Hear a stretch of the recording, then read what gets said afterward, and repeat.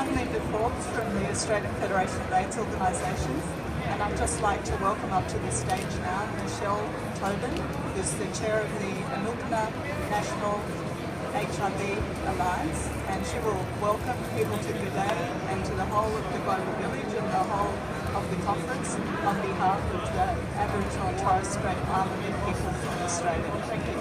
Michelle.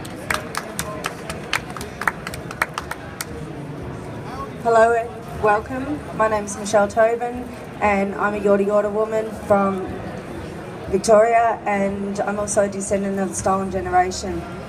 Firstly, I'd like to acknowledge the Kulin Nation of the land of where we meet today and thank them all for their presence, especially our elders, past and present, and especially our brothers and sisters that have all gone before us today.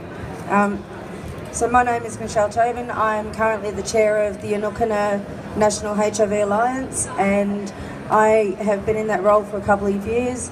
It's an organisation that represents the whole of community, regardless of your sexuality, but has a main focus around HIV. The ANA,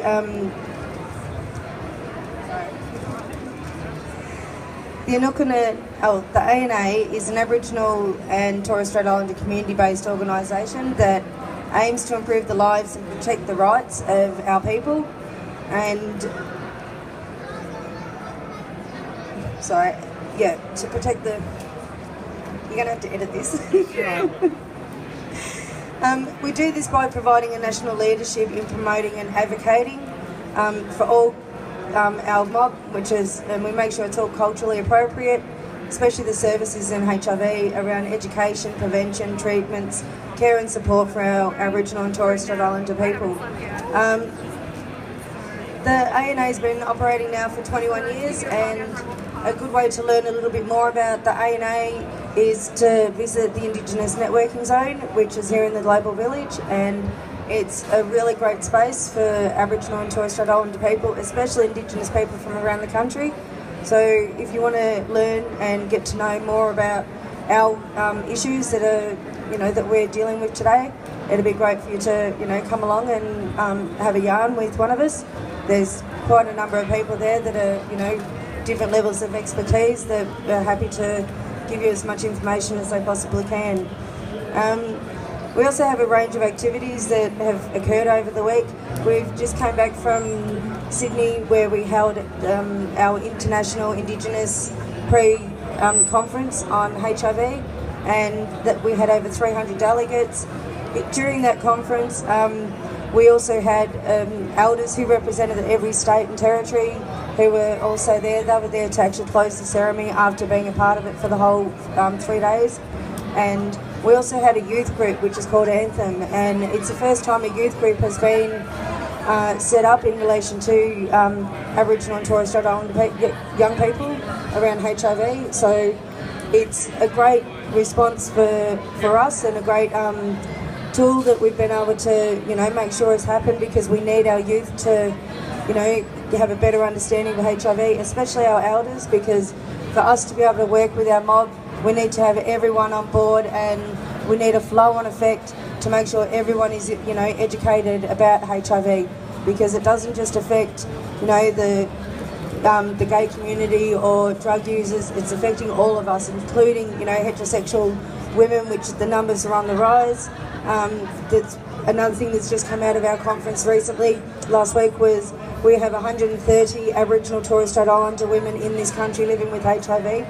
Currently, I'm the only national Aboriginal woman who lives with HIV that publicly speaks, and I've been doing that for, as I was informed last night, 18 years, and I think that's a long time for a woman to, hold the banner for Aboriginal women of this country, and it'd be great to be able to tap into some of these women and, give them the confidence and the support that they need to be able to step up and, do some of the things that I do, and especially to tell their story, because we've all got a different journey that we've all been on, and every journey needs to be told, and especially their stories.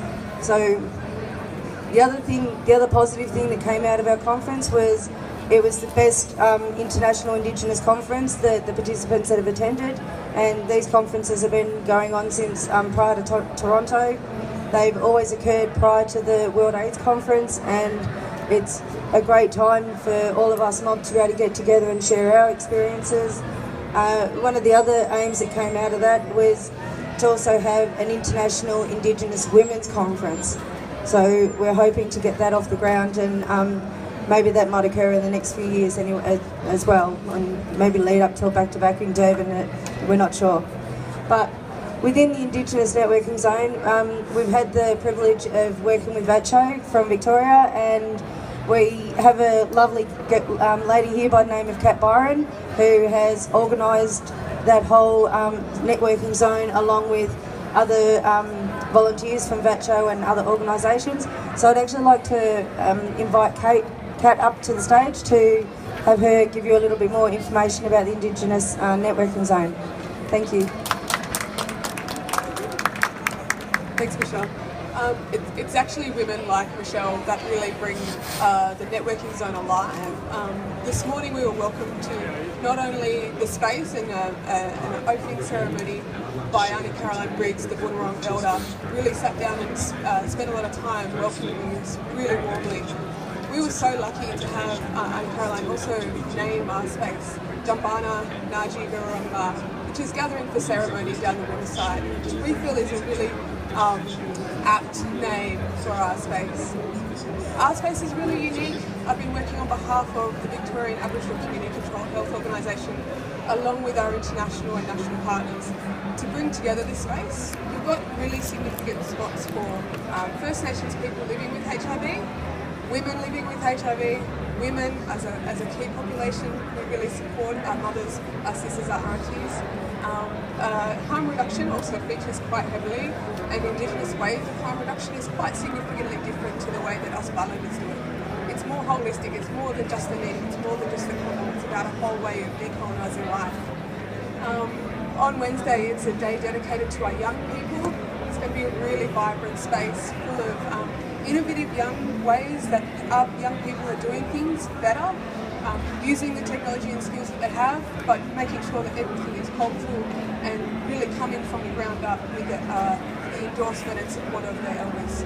On Thursday, we've got a special day dedicated to our LGBTI family and Two-Spirit family, and that's going to have quite a lot of yarning circles and presentations dedicated to these mob.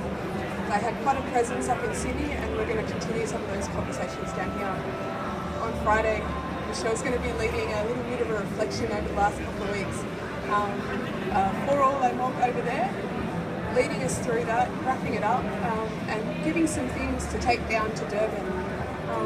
This is all going to close off with some really special ceremonies by our First Nations people, with some really song cultural stuff going on there. Shout out, and you'll see these ones performing around.